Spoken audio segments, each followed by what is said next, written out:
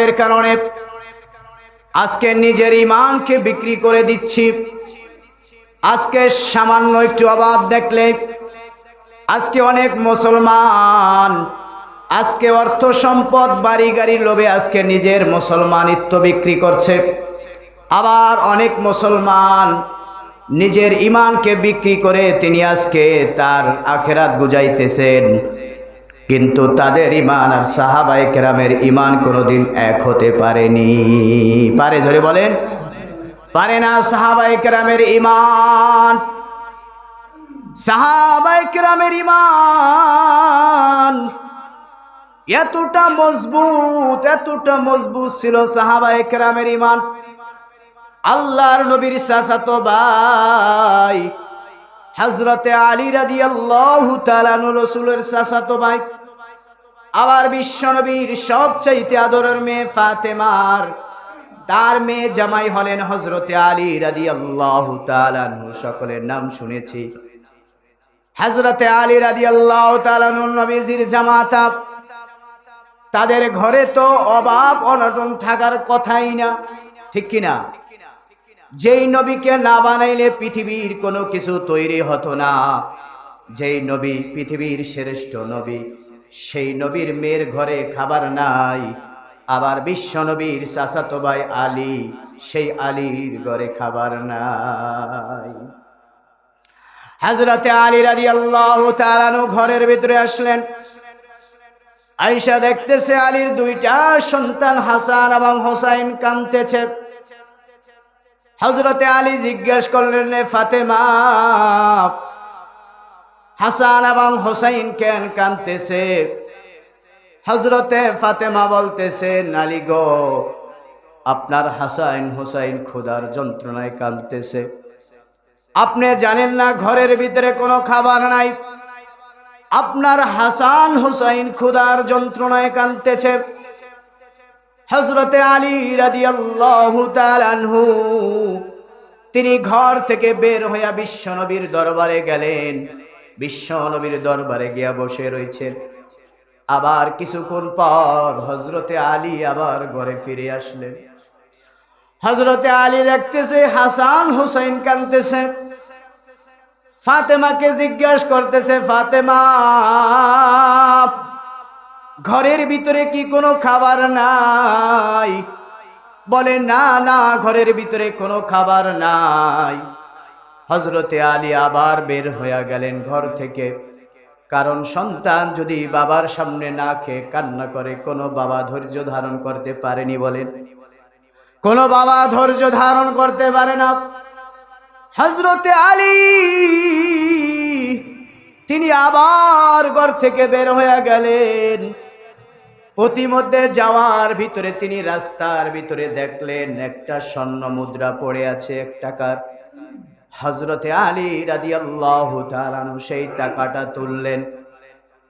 কারণ বিশ্ব নবী বলেছেন, মানুষের জীবন যখন মৃত্যুর উপকরণ হয়ে যায়, তখন মানুষের জীবন বাঁচানোর জন্য মানুষ সামান্য কিছু হলো ভোগ করতে পারে।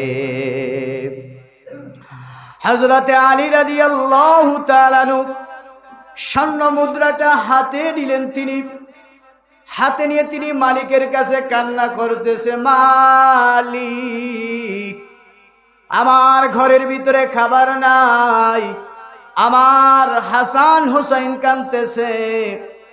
এই দোয়া করে হযরতে আলী রাদিয়াল্লাহু তাআলা আনহু সেই স্বর্ণ মুদ্রাটা হাতে নিয়ে বাজারে চলে গেলেন। বাজারে গিয়া কিছু গোশত এবং কিছু আটা তিনি ক্রয় করলেন। এদিক দিয়া বিশ্বনবী কিছুদিন না খাওয়া তিনি অনাহারে আছেন। বিশ্বনবীর ঘরেও আগুন জ্বলে না, বিশ্বনবীর চুলায়ও আগুন জ্বলে না। হযরতে আলী রাদিয়াল্লাহু তাআলা আনহু, হযরতে আলীর ঘরেও খাবার নাই, বিশ্বনবীর ঘরেও খাবার নাই। হযরতে আলী খাবার কোলায় কিনে এনে যখন খাবার পাক করলেন, তিনি সরাসরি শ্বশুরের কাছে চলে গেলেন।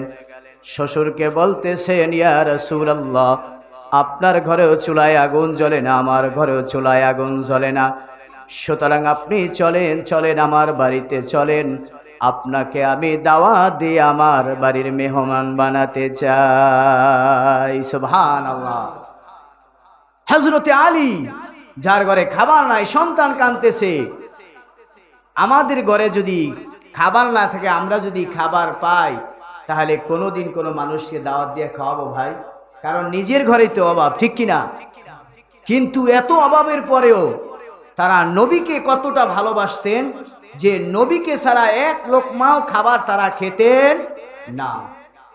বরং তারা যখনই খাবার পেতেন, যাদের অভাব অনাটন থাকা সত্ত্বেও খাবার পাওয়া মাত্র তারা তাদের মেহমানদেরকে দাওয়াত দিতেন, খাবার খাওয়াতেন। হযরতে আলী কেন? প্রত্যেকটা সাহাবীর জীবনের ভিতরে আপনি খুঁজে দেখবেন, সাহাবীরা ইসলাম গ্রহণ করার কারণে, নবীর প্রতি ঈমান আনার কারণে তারা অনেক ত্যাগ স্বীকার করেছেন।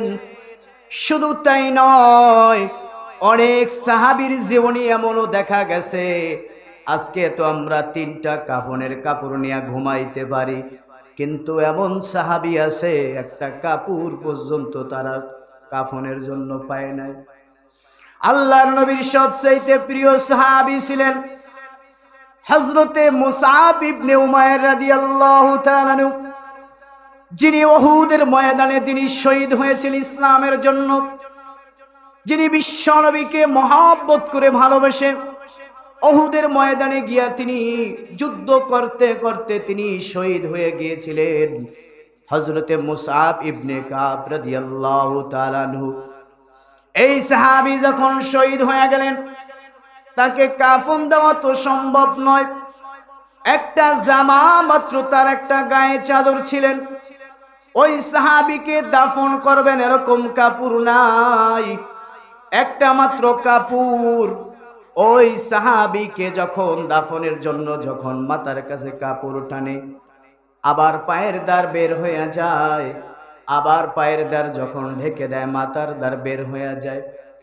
এত বড় একজন সাহাবী উহুদের ময়দানে, যিনি ইসলামের জন্য, যিনি ঈমানের জন্য, যিনি নিজের জীবনকে কোরবানি করে দিয়েছেন, অথচ দেখা গেল ওই সাহাবীর দাফনের কাফন পর্যন্ত নাই।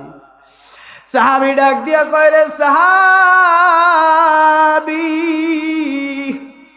তোরা মাথাটাকে ঢেকে দে, আর পাও দিয়া তোরা ঘাস দ্বারা ঢেকে দে। যেই সাহাবীর দাফন দেওয়া পর্যন্ত কাপড় নাই, উহুদের ময়দানে যুদ্ধর সাহাবীর মাথাকে কাপড় দ্বারা ঢেকে দিয়েছেন আর পাওকে ঘাস দ্বারা ঢেকে দিয়েছেন। এরপরে বিশ্ব নবী নিজের হাতে মুসআব ইবনে উমাইরকে নিজের হাতে কবরে রেখেছেন। ইতিহাস দেখা যায়, সাহাবী ইসলাম গ্রহণ করার কারণে, ঈমান আনার কারণে সাহাবীদের জীবনে এমন হতাশা, এমনও সাহাবী ছিল যেই সাহাবীর মাত্র শুধু একটা কাপড় ছিল, যেই একটা কাপড় যদি কারা কাদের সাথে ঝুলিয়ে সামনে পিছনে দ্বারা নিজেদেরকে আড়াল করে নিত, এত কষ্ট করার পরেও সাহাবীরা কোনোদিন বিশ্বনবীকে ছেড়ে যায় না।